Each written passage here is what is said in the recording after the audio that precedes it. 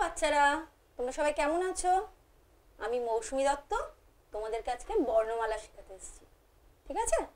বর্ণমালা দুই প্রকারের হয়, একটা হলো স্বরবর্ণ, একটা হলো ব্যঞ্জন বর্ণ। আজ আমরা কি শিখবো? স্বরবর্ণ। স্বরবর্ণ মানে অ থেকে ও পর্যন্ত 12টা অক্ষর। এখন আমরা তাহলে কি শিখবো? স্বরবর্ণ। স্বরবর্ণতে কি বললাম? 12টা অক্ষর আছে।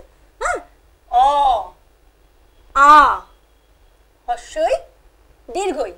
কি বললাম? অ, আ, হ্রস্বই দীর্ঘই। রস্যু, দীর্ঘ, রি, লি।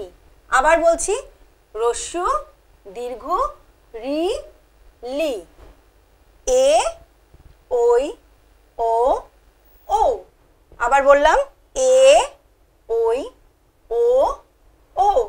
আবার তোমাদের প্রথম থেকে বলি, অ, আ, হ্রস্বই দীর্ঘই, রস্যু, দীর্ঘ, রি, লি, এ, ওই, ও, ও। তাহলে কি হলো? 12টা অক্ষর শিখলাম স্বরবর্ণ। সবাই বুঝতে পেরেছো?